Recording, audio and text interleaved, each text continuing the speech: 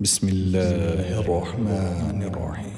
قد أفلح المؤمنون الذين هم في صلاتهم خاشعون والذين هم عن اللغو معرضون والذين هم للزكاة فاعلون والذين هم لفروجهم حافظون إلا على أزواجهم أو ما ملكت أيمانهم فإنهم غير ملومين فمن ابتغى وراء ذلك فأولئك هم العادون والذين هم لأماناتهم وعهدهم راعون والذين هم على صلواتهم يحافظون أولئك هم الوارثون الذين يرثون الفردوس هم فيها خالدون ولقد خلقنا الإنسان من سلالة من طين ثم جعلناه نطفة في قرار مكين ثم خلقنا النطفة علقة فخلقنا العلقة مضغة فخلقنا المضغة عظاما فكسونا العظام لحما ثم أنشأناه خلقا آخر فتبارك الله أحسن الخالقين ثم إنكم بعد ذلك لميتون ثم إنكم يوم القيامة تبعثون ولقد خلقنا فوقكم 7 طرائق وما كنا عن الخلق غافلين وأنزلنا من السماء ماء بقدر فأسكناه في الأرض وإنا على ذهاب به لقادرون فأنشأنا لكم به جنات من نخيل وأعناب لكم فيها فواكه كثيرة ومنها تأكلون وشجرة تخرج من طور سيناء تنبت بالدهن وصبغ للآكلين وإن لكم في الأنعام لعبرة نسقيكم مما في بطونها ولكم فيها منافع كثيرة ومنها تأكلون وعليها وعلى الفلك تحملون ولقد أرسلنا نوحا إلى قومه فقال يا قوم اعبدوا الله ما لكم من إله غيره أفلا تتقون فقال الملأ الذين كفروا من قومه ما هذا إلا بشر مثلكم يريد أن يتفضل عليكم ولو شاء الله لأنزل ملائكة ما سمعنا بهذا في آبائنا الأولين إن هو إلا رجل به جنة فتربصوا به حتى حين قال رب انصرني بما كذبون فأوحينا إليه أن اصنع الفلك بأعيننا ووحينا فإذا جاء أمرنا وفارت النور فاسلك فيها من كل زوجين 2 وأهلك إلا من سبق عليه القول منهم ولا تخاطبني في الذين ظلموا إنهم مغرقون فإذا استويت أنت ومن معك على الفلك فقل الحمد لله الذي نجانا من القوم الظالمين وقل رب أنزلني منزلا مباركا وأنت خير المنزلين إن في ذلك لآيات وإن كنا لمبتلين ثم أنشأنا من بعدهم قرنا آخرين فأرسلنا فيهم رسولا منهم أن اعبدوا الله ما لكم من إله غيره أفلا تتقون وقال الملأ من قومه الذين كفروا وكذبوا بلقاء الآخرة وأترفناهم في الحياة الدنيا ما هذا إلا بشر مثلكم يأكل مما تأكلون منه ويشرب مما تشربون ولئن أطعتم بشرا مثلكم إنكم إذا لخاسرون أيعدكم أنكم إذا متم وكنتم ترابا وعظاما أنكم مخرجون هيهات هيهات لما توعدون إن هي إلا حياتنا الدنيا نموت ونحيا وما نحن بمبعوثين إن هو إلا رجل افترى على الله كذبا وما نحن له بمؤمنين قال رب انصرني بما كذبون قال عما قليل ليصبحن نادمين فأخذتهم الصيحة بالحق فجعلناهم غثاء فبعدا للقوم الظالمين ثم أنشأنا من بعدهم قرونا آخرين ما تسبق من أمة أجلها وما يستأخرون ثم أرسلنا رسلنا تترى كلما جاء أمة رسولها كذبوه فأتبعنا بعضهم بعضا وجعلناهم أحاديث فبعدا لقوم لا يؤمنون ثم أرسلنا موسى وأخاه هارون بآياتنا وسلطان مبين إلى فرعون وملئه فاستكبروا وكانوا قوما عالين فقالوا أنؤمن لبشرين مثلنا وقومهما لنا عابدون فكذبوهما فكانوا من المهلكين ولقد آتينا موسى الكتاب لعلهم يهتدون وجعلنا ابن مريم وأمه آية وآويناهما إلى ربوة ذات قرار ومعين يا أيها الرسل كلوا من الطيبات واعملوا صالحا إني بما تعملون عليم وإن هذه أمتكم أمة واحدة وأنا ربكم فاتقون فتقطعوا أمرهم بينهم زبرا كل حزب بما لديهم فرحون فذرهم في غمرتهم حتى حين أيحسبون أن ما نمدهم به من مال وبنين نسارع لهم في الخيرات بل لا يشعرون إن الذين هم من خشية ربهم مشفقون والذين هم بآيات ربهم يؤمنون والذين هم بربهم لا يشركون والذين يؤتون ما آتوا وقلوبهم وجلة أنهم إلى ربهم راجعون أولئك يسارعون في الخيرات وهم لها سابقون ولا نكلف نفسا إلا وسعها ولدينا كتاب ينطق بالحق وهم لا يظلمون بل قلوبهم في غمرة من هذا ولهم أعمال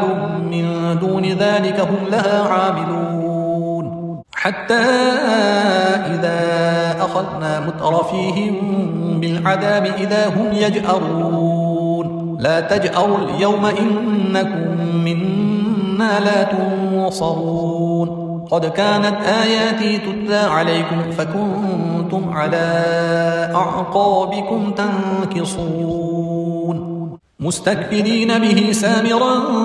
تهجرون أفلم يدبروا القول أم جاءهم ما لم يأت آباءهم الأولين أم لم يعرفوا رسولهم فهم له منكرون أم يقولون به جنة بل جاءهم بالحق وأكثرهم للحق كارهون ولو اتبع الحق أهواءهم لفسدت السماوات والأرض ومن فيهن بل أتيناهم بذكرهم فهم عن ذكرهم معرضون أم تسألهم خرجا فخراج ربك خير وهو خير الرازقين وإنك لتدعوهم إلى صراط مستقيم وإن الذين لا يؤمنون بالآخرة عن الصراط لناكبون ولو رحمناهم وكشفنا ما بهم من ضد للجوا في طغيانهم يعمهون ولقد أخذناهم بالعذاب فما استكانوا لربهم وما يتضرعون حتى إذا فتحنا عليهم بابا ذا عذاب شديد إذا هم فيه مبلسون وهو الذي أنشأ لكم السمع والأبصار والأفئدة قليلا ما تشكرون وهو الذي ذرأكم في الأرض وإليه تحشرون وهو الذي يحيي ويميت وله اختلاف الليل والنهار أفلا تعقلون بل قالوا مثل ما قال الأولون قالوا أئذا متنا وكنا ترابا وعظاما أئنا لمبعوثون لقد وعدنا نحن وآباؤنا هذا من قبل إن هذا إلا أساطير الأولين قل لمن الأرض ومن فيها إن كنتم تعلمون سيقولون لله قل أفلا تذكرون قل من رب السماوات السبع ورب العرش العظيم سيقولون لله قل أفلا تتقون قل من بيده ملكوت كل شيء وهو يجير ولا يجار عليه إن كنتم تعلمون سيقولون لله قل فأنا تسحرون بل أتيناهم بالحق وإنهم لكاذبون ما اتخذ الله من ولد وما كان معه من إله إذا لذهب كل إله بما خلق ولعلى بعضهم على بعض سبحان الله عما يصفون عالم الغيب والشهادة فتعالى عما يشركون قل رب إما تريني ما يوعدون رب فلا تجعلني في القوم الظالمين وإنا على أن نريك ما نعدهم لقادرون ادفع بالتي هي أحسن السيئة نحن أعلم بما يصفون وقل رب أعوذ بك من همزات الشياطين وأعوذ بك رب أن يحضرون حتى إذا جاء أحدهم الموت قال رب ارجعون لعلي أعمل صالحا فيما تركت كلا إنها كلمة هو قائلها ومن ورائهم برزخ إلى يوم يبعثون فإذا نفخ في الصور فلا أنساب بينهم يومئذ ولا يتساءلون فمن ثقلت موازينه فأولئك هم المفلحون ومن خفت موازينه فأولئك الذين خسروا أنفسهم في جهنم خالدون تلفح وجوههم النار وهم فيها كالحون ألم تكن آياتي تتلى عليكم فكنتم بها تكذبون قالوا ربنا غلبت علينا شقوتنا وكنا قوما ضالين ربنا أخرجنا منها فإن عدنا فإنا ظالمون قال اخسئوا فيها ولا تكلمون إنه كان فريق من عبادي يقولون ربنا آمنا فاغفر لنا وارحمنا وأنت خير الراحمين فاتخذتموهم سخريا حتى أنسوكم ذكري وكنتم منهم تضحكون إني جزيتهم اليوم بما صبروا أنهم هم الفائزون قال كم لبثتم في الأرض عدد سنين قالوا لبثنا يوما أو بعض يوم فاسأل العادين قال إن لبثتم إلا قليلا لو أنكم كنتم تعلمون أفحسبتم أنما خلقناكم عبثا وأنكم إلينا لا ترجعون فتعالى الله الملك الحق لا إله إلا هو رب العرش الكريم ومن يدع مع الله إلها آخر لا برهان له به فإنما حسابه عند ربه إنه لا يفلح الكافرون وقل رب اغفر وارحم وأنت خير الراحمين بسم الله الرحمن الرحيم سورة أنزلناها وفرضناها وأنزلنا فيها آيات بينات لعلكم تذكرون الزانية والزاني فاجلدوا كل واحد منهما 100 جلدة ولا تأخذكم بهما رأفة في دين الله إن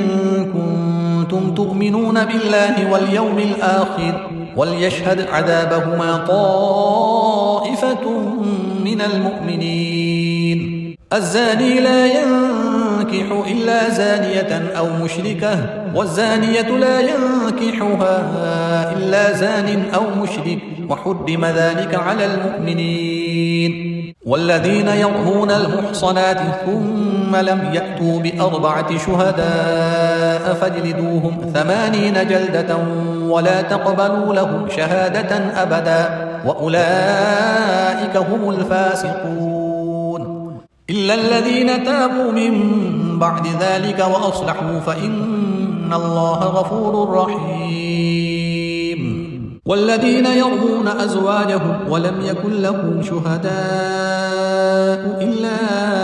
أنفسهم فشهادة أحدهم 4 شهادات بالله إنه لمن الصادقين والخامسة أن لعنة الله عليه إن كان من الكاذبين ويدرأ عنها العذاب أن تشهد 4 شهادات بالله إنه لمن الكاذبين والخامسة أن غضب الله عليها إن كان من الصادقين ولولا فضل الله عليكم ورحمته وأن الله تواب حكيم إن الذين جاءوا بالإفك عصبة منكم لا تحسبوه شرا لكم بل هو خير لكم لكل امرئ منهم ما اكتسب من الإثم والذي تولى كبره منهم له عذاب عظيم لولا إذ سمعتموه ظن المؤمنون والمؤمنات بأنفسهم خيرا وقالوا هذا إفك مبين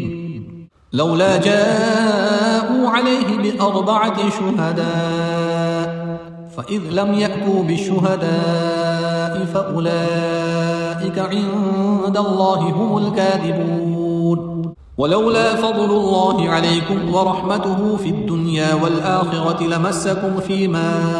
أفضتم فيه عذاب عظيم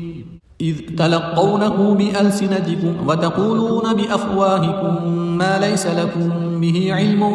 وتحسبونه هينا وهو عند الله عظيم ولولا إذ سمعتموه قلتم ما يكون لنا أن نتكلم بهذا سبحانك هذا بهتان عظيم يعظكم الله أن تعودوا لمثله أبدا إن كنتم مؤمنين ويبين الله لكم الآيات والله عليم حكيم إن الذين يحبون أن تشيع الفاحشة في الذين آمنوا لهم عذاب أليم في الدنيا والآخرة والله يعلم وأنتم لا تعلمون ولولا فضل الله عليكم ورحمته وأن الله رؤوف رحيم يا أيها الذين آمنوا لا تتبعوا خطوات الشيطان ومن يتبع خطوات الشيطان فإنه يأمر بالفحشاء والمنكر ولولا فضل الله عليكم ورحمته ما زكى منكم من أحد أبدا ولكن الله يزكي من يشاء والله سميع عليم ولا يأتل أولو الفضل منكم والسعة أن يؤتوا أولي القربى والمساكين والمهاجرين في سبيل الله وليعفوا وليصفحوا ألا تحبون أن يغفر الله لكم والله غفور رحيم إن الذين يرمون المحصنات الغافلات المؤمنات لعنوا في الدنيا والآخرة ولهم عذاب عظيم يوم تشهد عليهم ألسنتهم وأيديهم وأرجلهم بما كانوا يعملون يومئذ يوفيهم الله دينهم الحق ويعلمون أن الله هو الحق المبين. الخبيثات للخبيثين والخبيثون للخبيثات والطيبات للطيبين والطيبون للطيبات أولئك مبرؤون مما يقولون لهم مغفرة ورزق كريم. يا أيها الذين آمنوا لا تدخلوا بيوتا غير بيوتكم حتى تستأنسوا وتسلموا على أهلها ذلكم خير لكم لعلكم تذكرون. فإن لم تجدوا فيها أحدا فلا تدخلوها حتى يؤذن لكم وإن قيل لكم ارجعوا فارجعوا هو أزكى لكم والله بما تعملون عليم. ليس عليكم جناح أن تدخلوا بيوتا غير مسكونة فيها متاع لكم والله يعلم ما تبدون وما تكتمون. قل للمؤمنين يغضوا من أبصارهم ويحفظوا فروجهم ذلك أزكى لهم إن الله خبير بما يصنعون. وقل للمؤمنات يغضضن من أبصارهن ويحفظن فروجهن ولا يبدين زينتهن إلا ما ظهر منها وليضربن بخمرهن على جيوبهن ولا يبدين زينتهن إلا لبعولتهن أو آبائهن أو آباء بعولتهن أو أبنائهن أو أبناء بعولتهن أو إخوانهن أو بني إخوانهن أو بني أخواتهن أو نسائهن أو ما ملكت أيمانهن أو التابعين غير أولي الإربة من الرجال أو الطفل الذين لم يظهروا على عورات النساء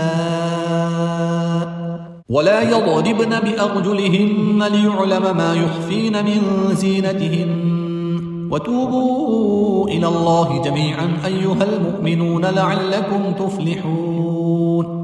وأنكحوا الأيام منكم والصالحين من عبادكم وإمائكم إن يكونوا فقراء يغنهم الله من فضله والله واسع عليم. وليستعفف الذين لا يجدون نكاحا حتى يغنيهم الله من فضله والذين يبتغون الكتاب مما ملكت أيمانكم فكاتبوهم إن علمتم فيهم خيرا وآتوهم مما لله الذي آتاكم ولا تكرهوا فتياتكم على البغاء إن أردنا تحصنا لتبتغوا عرض الحياة الدنيا ومن يكرهن فإن الله من بعد إكراههن غفور رحيم. ولقد أنزلنا إليكم آيات مبينات ومثلا من الذين خلوا من قبلكم وموعظة للمتقين. الله نور السماوات والأرض مثل نوره كمشكاة فيها مصباح المصباح في زجاجة الزجاجة كأنها كوكب ددي يوقد من شجرة مباركة زيتونة لا شرقية ولا غربية يكاد زيتها يضيء ولو لم تمسسه نار نور على نور يهدي الله لنوره من يشاء ويضرب الله الأمثال للناس والله بكل شيء عليم. في بيوت أذن الله أن ترفع ويذكر فيها اسمه يسبح له فيها بالغدو والآصال رجال لا تلهيهم تجارة ولا بيع عن ذكر الله وإقام الصلاة وإيتاء الزكاة يخافون يوما تتقلب فيه القلوب والأبصار ليجزيهم الله أحسن ما عملوا ويزيدهم من فضله والله يرزق من يشاء بغير حساب. والذين كفروا أعمالهم كسراب بقيعة يحسبه الظمآن ماء حتى إذا جاءه لم يجده شيئا ووجد الله عنده فوفاه حسابه والله سريع الحساب. أو كظلمات في بحر لجي يغشاه موج من فوقه سحاب ظلمات بعضها فوق بعض إذا أخرج يده لم يكد يراها ومن لم يجعل الله له نورا فما له من نور. ألم تر أن الله يسبح له من في السماوات والأرض والطير صافات كل قد علم صلاته وتسبيحه والله عليم بما يفعلون. ولله ملك السماوات والأرض وإلى الله المصير. ألم تر أن الله يزجي سحابا ثم يؤلف بينه ثم يجعله ركاما فترى البدق يخرج من خلاله وينزل من السماء من جبال فيها من برد فيصيب به من يشاء ويصرفه عن من يشاء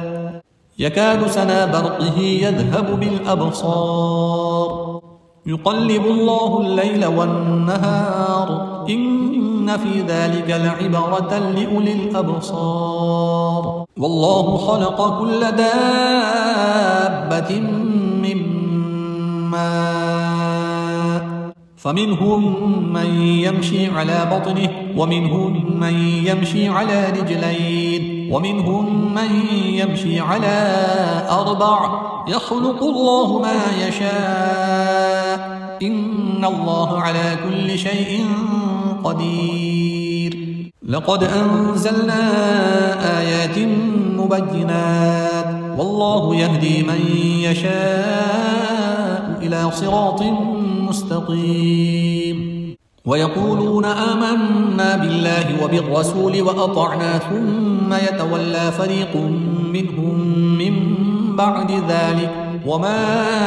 أولئك بالمؤمنين. وإذا دعوا إلى الله ورسوله ليحكم بينهم إذا فريق منهم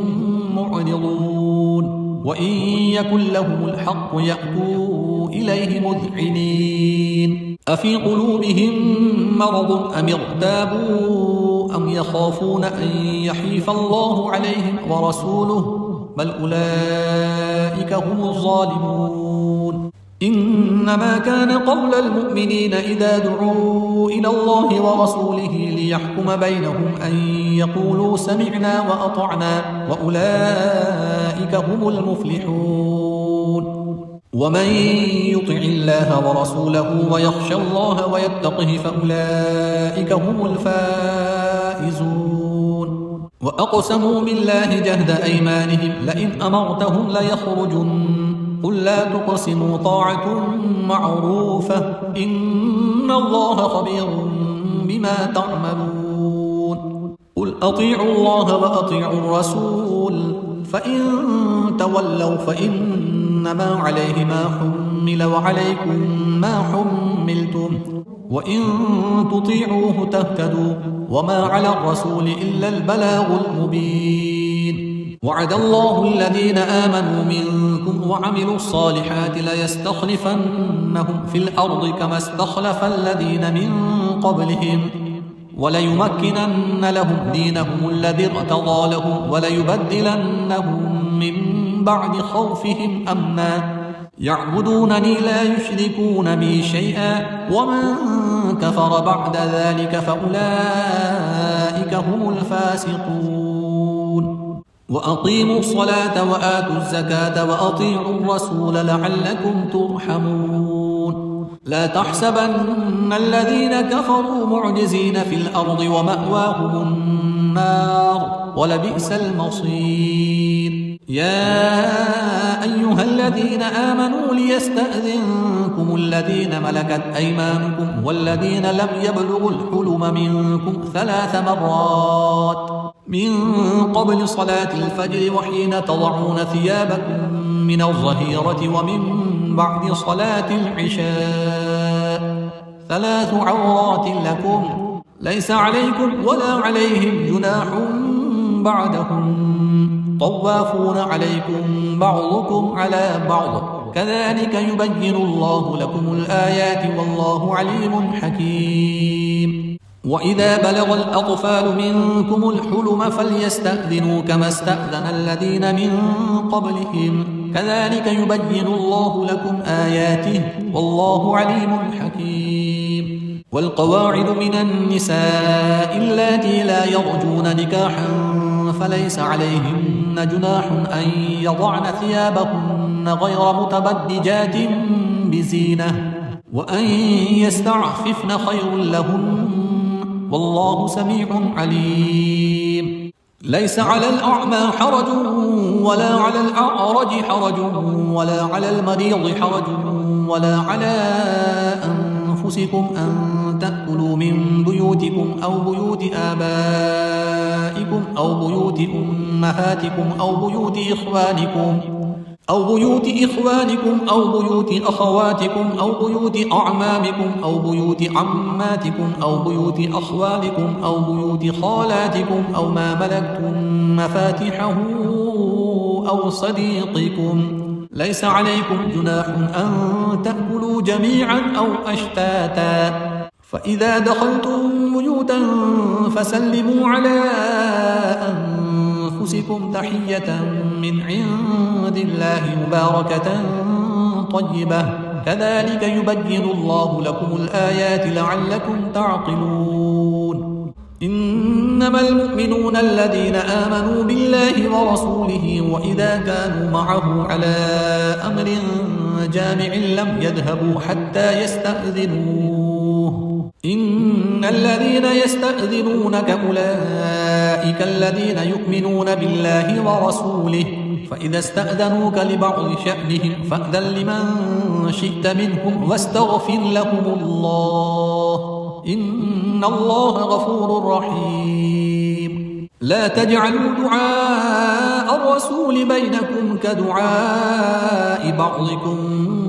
بعضا قد يعلم الله الذين يتسللون منكم لواذا فليحذر الذين يخالفون عن أمره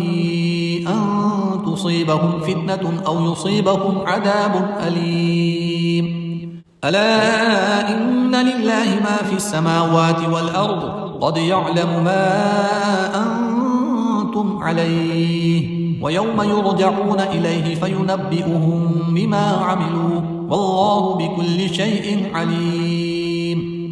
بسم الله الرحمن الرحيم. تبارك الذي نزل الفرقان على عبده ليكون للعالمين نذيرا الذي له ملك السماوات والأرض ولم يتخذ ولدا ولم يكن له شريك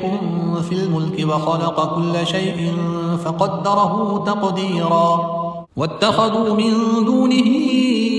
آلهة لا يخلقون شيئا وهم يخلقون ولا يملكون لأنفسهم ضرا ولا نفعا ولا يملكون موتا ولا حياة ولا نشورا. وقال الذين كفروا إن هذا إلا إفك افتراه وأعانه عليه قوم آخرون فقد جاءوا ظلما وزورا. وقالوا أساطير الأولين اكتتبها فهي تملى عليه بكرة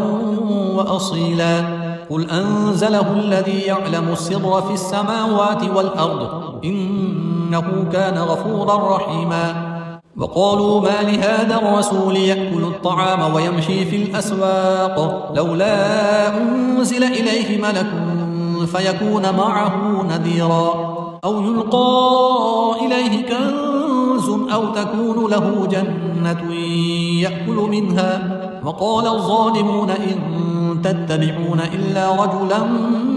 مسحورا انظر كيف ضربوا لك الأمثال فضلوا فلا يستطيعون سبيلا تبارك الذي إن شاء جعل لك خيرا من ذلك جنات تجري من